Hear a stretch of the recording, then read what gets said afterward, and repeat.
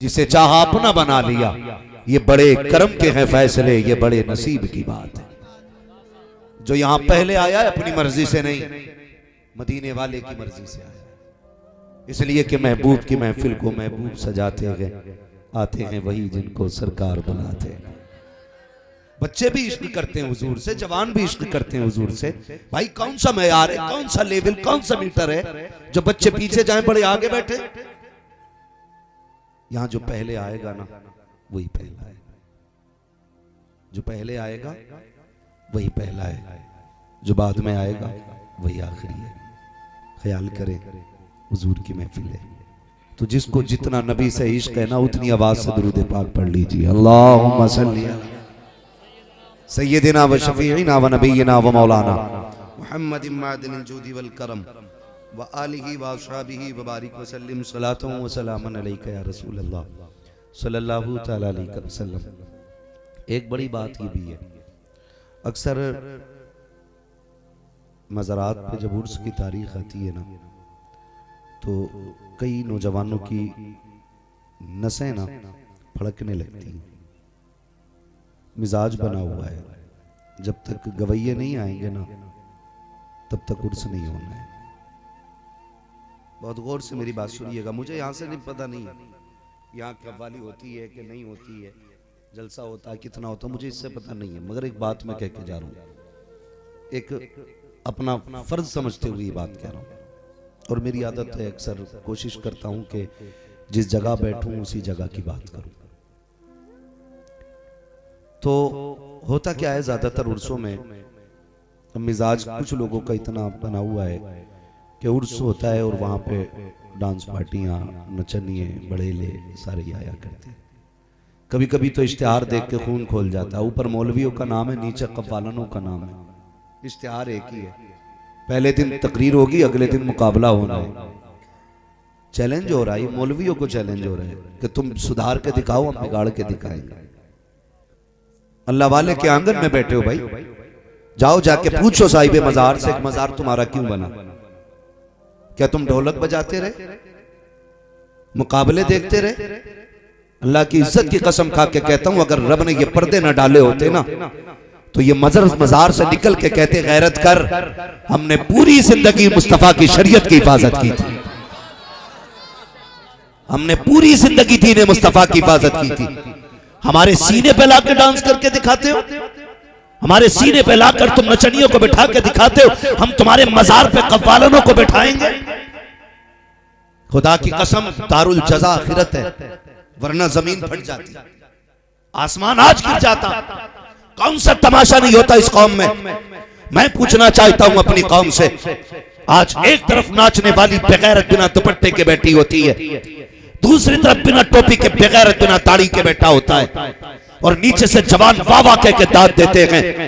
कोई कई नंगे अमीर दौलत की गड्डियां लेकर के खड़े होते हैं, और जब उड़ाया करते हैं तो फिर देखते नहीं पैसा कितना जा रहा है। मैं पूछना चाहता हूं मेरी कौम, जरा जायजा लिया जाए, हमारी बस्तियों के अंदर कितने आईएएस मौजूद हैं, कितने आईपीएस हमने बनाए हैं, कितने एमबीबीएस हमने बनाए हैं, कितने बीयूएमएस हमने बनाए हैं, कितने कौम को काबिल तरीन लोग दिए हैं। जिस कौम के पास एक भी एमबीबीएस ना हो, एक भी बीयूएमएस ना हो, जिसके पास एक भी आईएएस ना हो, जिस बस्ती में एक भी आईपीएस ना हो, उस कौम को अय्याशी पे पैसा लुटाने की इजाजत नहीं है, उस कौम को हक नहीं पहुंचता है वो अपनी हलाल कमाई को अय्याशियों में बर्बाद करे। अगर खुदा तौफीक दे उस पैसे को उठाओ और देखो गांव में सबसे ज़हीन बच्चा कौन है, कौन पढ़ना चाहता है, उसकी तालीम पे पैसा लगा दो। खुदा की कसम, अगर वो आईएएस बन करके कभी इंसाफ की कुर्सी पे बैठेगा तो फिर किसी मजलूम पे ज्यादती नहीं होगी, कोई जालिम हद से ज्यादा नहीं बढ़ेगा। खुदा की कसम, कुर्सी पे वो बैठा होगा, निजाम मदीने वाले मुस्तफा का नजर आएगा। क्या पैगाम दिया हज़रत, जिंदाबाद जिंदाबाद, वाह वाह वाह, सुभान अल्लाह। ओ मेरे भाई, अपने पैसे को सही जगह इस्तेमाल करो। सारी कौमों में कोई कौम ऐसी नहीं है जो अपने पैसे को इतना फजूल खर्च करती है। हम काम की जगह खर्च नहीं करते। मैं पूछना चाहता हूं, कितने स्कूल तुमने अपने इलाकों में बनाए जिसमें सिर्फ बेटियां पढ़ सके? बताओ मुझे। हम साल में 3 बार चंदा करके 5-5 लाख के 15 लाख में जलसा करते हैं। 3 जलसे हम ना करें, 1 जलसा करें, बाकी के 10 लाख बच्चों की तालीम पे लगाए जाए। हाँ, कई बार लोग कहते हैं अल्लाह का शुक्र है हजरत 1 कोटी फला जगह, 1 कोटी फला जगह, 1 कोटी फला जगह। जी में आता इसका गिरबान पकड़ के पूछूं, बता तेरी कोठी से कौम को क्या मिलेगा? काश 2 कमरों का स्कूल सिर्फ बेटियों की तालीम के लिए बना दिया होता, 2 कमरों का स्कूल बनाया होता। आज हमारी कौम तालीम में सबसे पीछे क्यों है मैं बता दूं। जानते हो तुम, हमारे बच्चे स्कूल जाते सरकारी स्कूलों में सिर्फ खिचड़ी खा के लौट आते। क्या मतलब पड़ा किसी को कोई तुम्हारे बच्चों को तालीम देगा? क्यों करेगा कोई तुम्हारे ऊपर मेहनत जब तुम नहीं कर सकते? हमारे बच्चों को यह पता बस्ते में प्लेट और प्याली जरूर होनी चाहिए। गांव के मुखिया और प्रधान का पूरा जोर ये रहता है कि वो जो बंटता है ना खाना स्कूल में, वो जरूर बटे। बच्चे क्या पढ़ रहे हैं क्या नहीं पढ़ रहे हैं कोई मतलब नहीं। और हम हाई स्कूल के एग्जाम में रिश्वत दे के पास होते। गलत नहीं कह रहा हूं। हमारी कौम कहती है मुसलमान है इसलिए नौकरी नहीं मिल रही। झूठ बोलते हुए मैं कहता हूं किसी मर्ज का इलाज बन जाओ, मरीज खुद तुम्हारी चौखट तक आएगा। ये धोखा देते हम अपने आप को, हम मुसलमान हैं इसलिए नौकरी नहीं मिल रही। मीटर लेके चेक न करना अगर मैं नाम बोलूं किसी का, जाने मुसलमान के नाम पे ही गए वो अबुल कलाम आजाद कौन है? बताइए भाई, ऐसे कितने नाम बता सकता हूं। आप कुछ बनो तो सही। वो कौन जो हाई स्कूल में रिश्वत दे के नकल करके पास हो, तुम्हें क्या लगता है नकल करके पास हो जाओगे तो नौकरी मिल जाएगी? नहीं प्यारे, उससे पहले इंटरव्यू भी होता है, टेस्ट भी होता है। इंटरव्यू में चीटिंग कैसे कर सकते हो?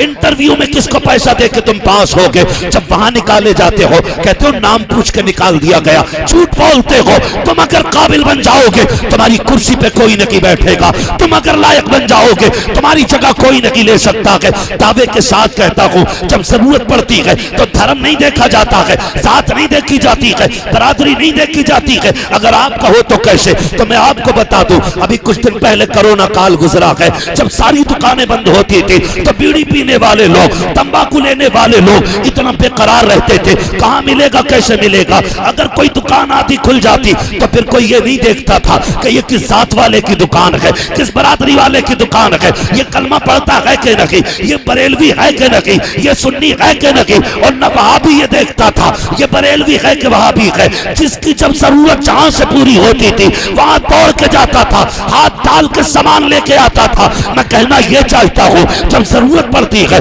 तो फिर साथ नहीं देखी जाती है, बरादरी नहीं देखी जाती है। खुदा की कसम तालीम हासिल करो, जहां तुम्हारा हक होगा खुदा तुम्हें वही मनसब अता फरमाए। कब तक झूठ बोलोगे अपने आप से कि हमें नाम देख के हटा दिया गया? हो सकता है भाई 1-2% की बात नहीं करता, लेकिन काबिलियत अपनी जगह ले लेती है। काबिलियत अपनी जगह ले लेती है। हमारी कौम के अक्सर डॉक्टर देखो कह रहे हैं मुसलमान है, हमारे छापे पड़ने मेडिकलों पे। छापे इसलिए नहीं कि मुसलमान है, छापा इसलिए पड़ रहा है क्योंकि तेरे कागजात मुकम्मल नहीं है।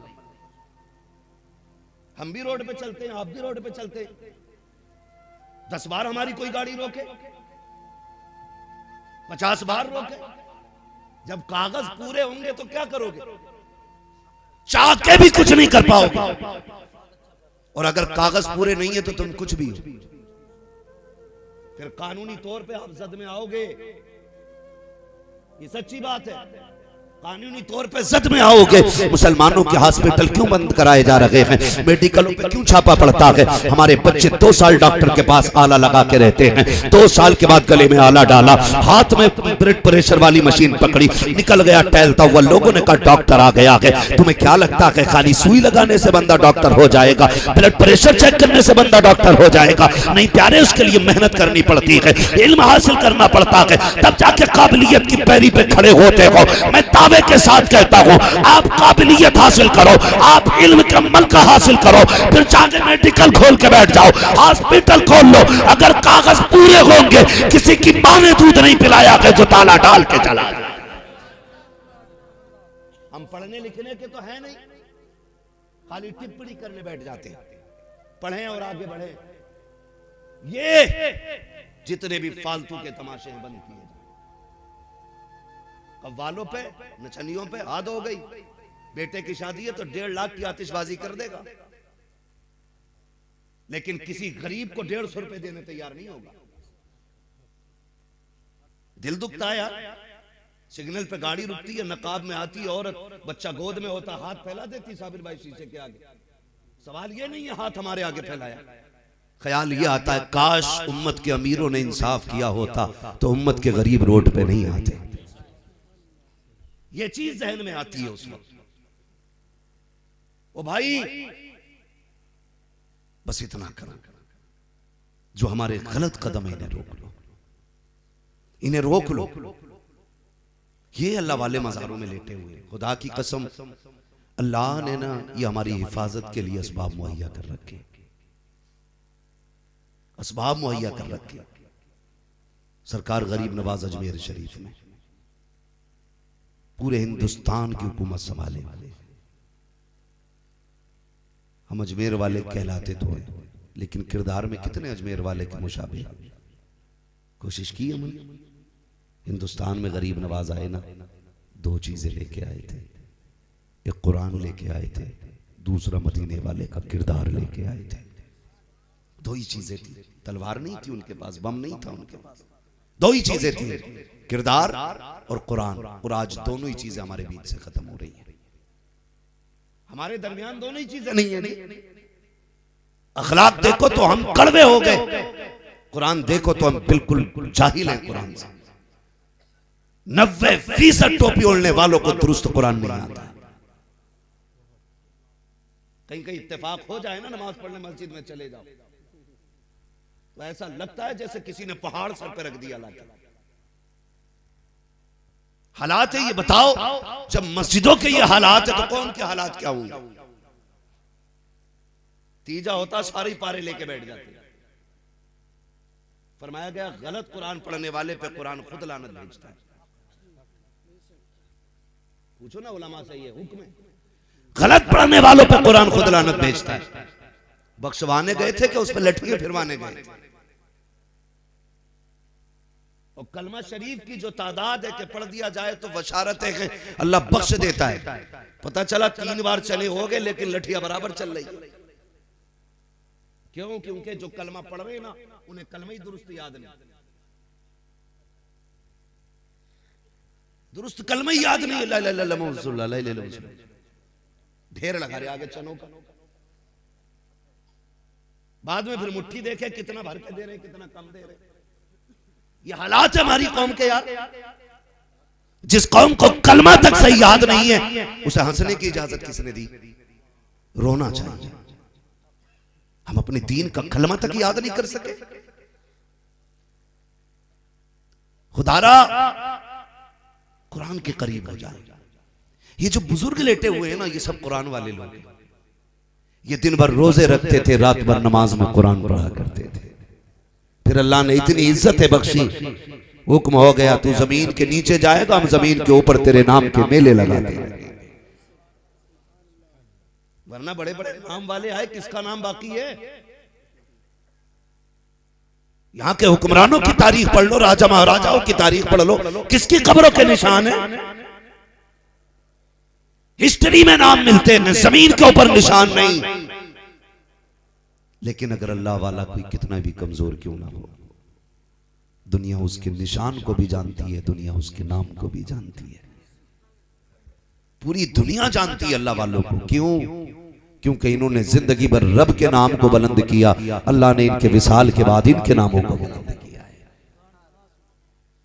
तो कुरान के आदी बनो। हम तो पढ़ते ही नहीं कुरान, आता ही नहीं। 3 बजे तक मोबाइल चलाएंगे हम, 3 बजे तक, और सुबह उठ के कहेंगे अजमेर वाले तेरे गुलाम हैं, बरेली वाले तेरे गुलाम हैं। हम अपने दावों में सच्चे दावे किया करो, मैं इनकार नहीं करता। काश ये जबान कबूल हो जाए और कयामत में गुलामों में उठा लिया जाए। हम तो निस्बत का भी बड़ा ख्याल करते हैं, और सब कुछ निस्बत ही हमारे पास सबसे बड़ी चीज है। लेकिन अपने आप को भी बदलो ना, अपने आप को बदलो। अभी जरा सी भुखमरी आ जाए ना, सबसे पहले कर्जा लेने भागेंगे, सूद पे मिल जाए, ब्याज पे मिल जाए, हराम का मिल जाए, हलाल का मिल जाए, सारे दौड़ते। लेकिन याद नहीं, फरमाया गया जिसने सुबह फजर बाद ना सूरह यासीन पढ़ ली, उसके पूरे दिन के काम अल्लाह के जिम्मे करम में हो जाया करते। कौन पढ़ेगा सुबह में? जब उठी 11 बजे रहे आंखें मसल के, 11 बजे कह रहा उठकर चाय मिलेगी, चाय नहीं जूतियां मिलनी चाहिए उस वक्त में। लेकिन मारे कौन? अब्बा कौन सा ज्यादा जल्दी उठा, वो भी 10 बजे उठा सो के। भाई ये 10 बजे क्यों उठा? क्योंकि अब्बा ने 12 बजे तक मोबाइल चलाया था, बेटे ने 3 बजे तक चलाया।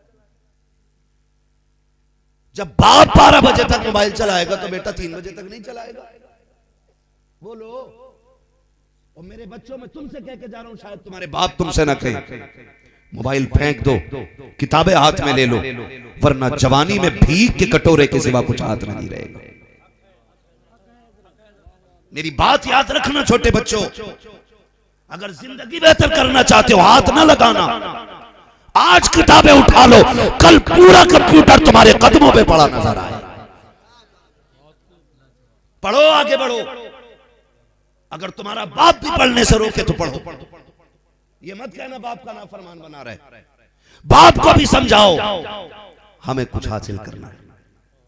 और बापों से मेरी हाथ जोड़ के गुजारिश है, 100-200 के लिए बच्चों की जिंदगी के साथ खिलवाड़ न करें।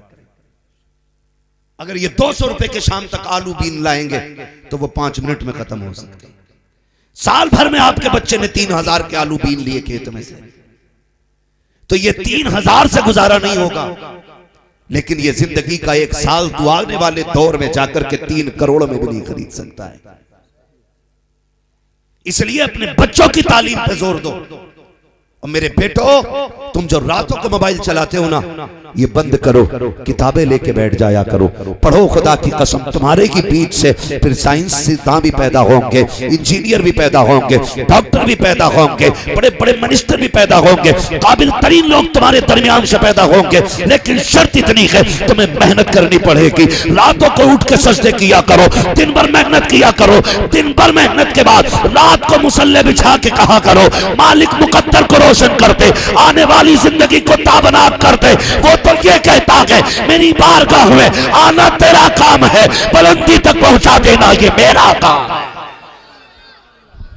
नारे तकबीर, नारे रिसालत, उलमाए अहले सुन्नत, उर्से मुक़द्दस, नारे तकबीर, नारे रिसालत। वाह वाह वाह वाह, इंशाअल्लाह पढ़ोगे बच्चों, मेहनत करोगे बेटे। ये फिक्र न करना कोई तुमसे कहेगा तब पढ़ोगे। बचपन में खेल बहुत अच्छा लगता है, जी करता है अम्मा अब्बा एक तरफ हो जाएं और हम खेलते रहे, मगर ये सब शैतान की तरफ से होता है। कभी खेल के धोखे में मत आना, पढ़ें। और गांव वालों से गुजारिश करके जाता हूं, कोई बच्चा गरीब है लेकिन ज़हीन है, पढ़ना चाहता है, पूरा गांव मिलके उसे पढ़ाओ, पूरा गांव मिलके उसे पढ़ाओ। भले ही वो किसी गरीब का बेटा होगा, लेकिन अगर वो MBBS बन गया और कुर्सी पे बैठा, आज अल्लाह माफ करे डॉक्टर नहीं डाकू हो गए, डॉक्टर नहीं डाकू हैं। और एक दौर ऐसा था कि तबीबों को मसीहा कहा जाता था, और आज भी डॉक्टरों पर कौम इतना भरोसा करती है कि बंद कमरे के अंदर अपना मरीज दे दे करके वापस आ जाती है। वो जानती है इसकी जिंदगी के साथ खिलवाड़ नहीं होगा, लेकिन तमाशे हम जानते हैं साहिब। हमें बेवकूफ न समझना, हम हुजूर के दीन के सिपाही हैं। जहां से तुम्हारी सोच खत्म होती है, वहां से इल्म वालों की सोच शुरू हुआ करती है। या रसूल अल्लाह जिंदाबाद, अल्लाह अकबर। हाँ, मैं कुछ बातें कह जाऊं, नाम नहीं लूंगा किसी हॉस्पिटल का। तबीब होना ये हमदर्दी की निशानी थी, डॉक्टर मसीहा कहा जाता था। लेकिन आज मैं डाकू कहता हूं, इल्ला माशाअल्लाह। कुछ लोगों को छोड़ देता हूं, ऐसे भी मेरी नजर में कुछ लोग हैं कि जो खुदा की कसम मुस्तफा के सच्चे उम्मती नजर आया करते हैं। डॉक्टर लेकिन हुजूर के सच्चे उम्मती नजर आते। जानते हो गरीबों के पे सितम कितना होता है। ICU में बंदा भर्ती कर लिया, किसी को मिलने नहीं दिया जाएगा, पुटलिया भर के इधर से दवा आती है और उधर खत्म। जिंदा आदमी इतना पानी नहीं पी सकता जितना किलो के हिसाब से ये मुर्ग बीमार की दवाइयां चढ़ती हैं। समझ में आने वाली बात है ये। गरीब का पटला फाड़ दिया जाता है जब पर्चा बना के दिया जाता है। टाइम बन गए डॉक्टरों के, इस टाइम से इस टाइम तक बाकी नहीं। आओगे तो डबल फीस लेंगे। तुम्हें तो तबीब बनना था, डॉक्टर बनना था, तुम्हें मरीज इसलिए दिया गया था। बाप से ज्यादा भरोसा तुम पे किया गया, माँ से ज्यादा भरोसा तुम पे किया गया। तुमने क्या किया? झूठी दवाइयां मंगा करके उसके साथ तुमने खिलवाड़ किया। फिर मरने के बाद 3 दिन तक तुमने उसके ऑक्सीजन लगा करके उसकी मौत के भी 3 दिन का तुम चार्ज ले लेते हो। मैं यही तो कहना चाहता हूँ, काश मुस्तफा का सच्चा उम्मती लोगों की मदद से आज बन जाए MBBS। जब वो डॉक्टरी की कुर्सी पे बैठेगा, खुदा की कसम दवा देने से पहले सोचेगा मुझ पे मुसलमानों का बड़ा एहसान है, मुझ पे आका की उम्मत का एहसान है। मैं इस लायक नहीं था इस कुर्सी पे आ जाता, मुझे लोगों की दुआओं ने यहां तक पहुंचाया है। फिर जब वो दवा देगा तो डाकू बन के दवा नहीं देगा, मुस्तफा का उम्मती बन के दवा देगा। और उम्मती का उसूल ये होता है, वो दवा बाद में देगा, दुरूद पहले पड़ेगा। दवा असर करे ना करे, मदीने वाले की दुआ असर करने लग जाए। इसलिए मेरी गुजारिश है, मेरी कौम के लोगों, अपनी बस्ती में ऐसे लोग पैदा करो जो खुद में डॉक्टर भी हो, इंजीनियर भी हो। डॉक्टर इकबाल ने कहा था, तू किसी और के दामन की तरफ क्यों देखे, तेरे दामन में है किस लालो जवाहर की कमी, तू किसी और के दामन की तरफ क्यों देखे। सब कुछ हुजूर ने दिया। इस्लाम मना नहीं करता डॉक्टर बनने से, इस्लाम मना नहीं करता है मास्टर बनने से, इस्लाम ने मना नहीं किया कि आपको इंजीनियर बनने से। बनिए, मगर करीम वनहनु अला ज़ालिका लमिनश शाहिदीन वश्शाकिरीन वल्हम्दुलिल्लाहि रब्बिल आलमीन। या खुदा बहरे जनाबे मुस्तफ़ा इमदाद कुन, या रसूल अल्लाह अज़ बहरे खुदा इमदाद कुन, या शहीद करबला, या दाफ़िए करबो बला, गुल रुखा शहज़ादे गुलगू क़बा इमदाद कुन। गौसे आज़म बमने बेसरो सामा मददे, क़िबला दी मददे काबे ईमा मददे, बगिरदाबे बला उफ्ताद कश्ती, मदद कुन मदद कुन मदद कुन, या मुईन अद्दीन चिश्ती, क़ादिरी यमनारे, या गौसे आज़म भी ज़नम, दमज़ शेख अहमद रज़ा खां कुतुब आलम भी ज़नम, बलगल उला बिकमालिही, कशफत दुजा बिजमालिही, हसूनत जमीअ खिसालिही, सल्लु अलैहि व आलिही। करूँ तेरे नाम पे जहाँ फिदा, न बस एक जहाँ तो जहाँ फिदा, दो जहाँ से भी नहीं जी भरा, करूँ क्या करोड़ों जहाँ नहीं। जिसको अपने नबी से जितनी मोहब्बत का दावा हो, कोशिश करें उतनी आवाज़ के साथ रसूल और आले रसूल की बारगाह में दुरूद व सलाम की डालियाँ निछावर कर लें। पढ़ें बावाज़ बुलंद, अल्लाहुम्मा सल्ली अला सय्यदिना शफ़ीइना व नबीना व मौलाना मुहम्मदिन मअदिनिल जूदी वल करम व आलिही व अस्हाबिही व बारिक वसल्लिम सलातन व सलामन अलैका या रसूल अल्लाह सल्लल्लाहु तआला अलैहि वसल्लम। मुबारकबाद के मुस्तहिक़ हैं वो तमाम ही अफराद जिन्होंने उर्स मुक़द्दस की इस अज़ीम महफ़िल को सजाया। कोशिशें, काविशें, मेहनतें की हैं। अल्लाह रब्बुल इज़्ज़त सबकी मेहनतों को अपनी बारगाह में कबूल फरमाए और क़यामत के दिन हम सब के लिए इस महफ़िल को मौला ज़रिए निजात बनाए। ये बात बिल्कुल दुरुस्त है कि ठंड काफ़ी है और खुले मैदान में आप बैठे हुए हैं। अल्लाह इस मेहनत का अपने फ़ज़ल से सिला अता फरमाए। मिंबर रसूल पर उलमाए अहले सुन्नत का नूरानी काफ़िला जलवागर है और शुअरा खुतबा बारी बारी से अपनी ड्यूटियाँ अंजाम दे रहे हैं। एक बात मैं अक्सर कहा करता हूँ कि ये उलमा जो शुरू से आखिर तक मिंबर पे बिना किसी गर्ज के बैठे रहते हैं, इनकी बहुत बड़ी कुर्बानी होती है कि शुरू से आखिर तक बिना किसी लालच और बिना किसी गर्ज के बैठे रहते हैं। और ये इनका खुलूस है। हम सब की जिम्मेदारी बनती है कि अपने उलमा का, अइम्मा का, हुफ़ाज़ व क़ुर्रा का एहतराम किया करें। बड़ी बात होती है अल्लाह रब्बुल इज़्ज़त हम सबको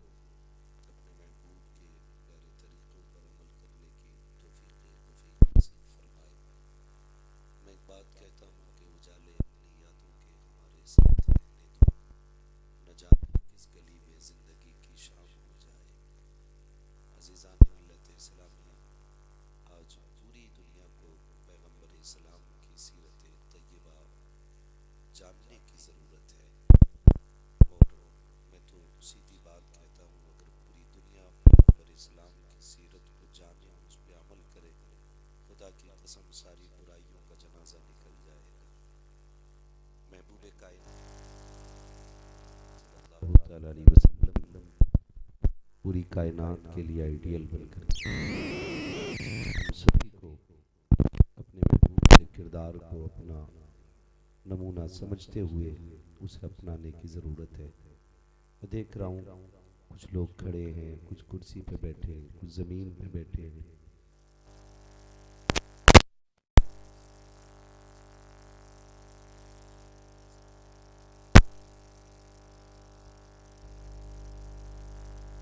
याद रखिएगा, जो इस महफिल में जितना छोटा हो के आता है उतना ही ज़्यादा लेके जाया करता है।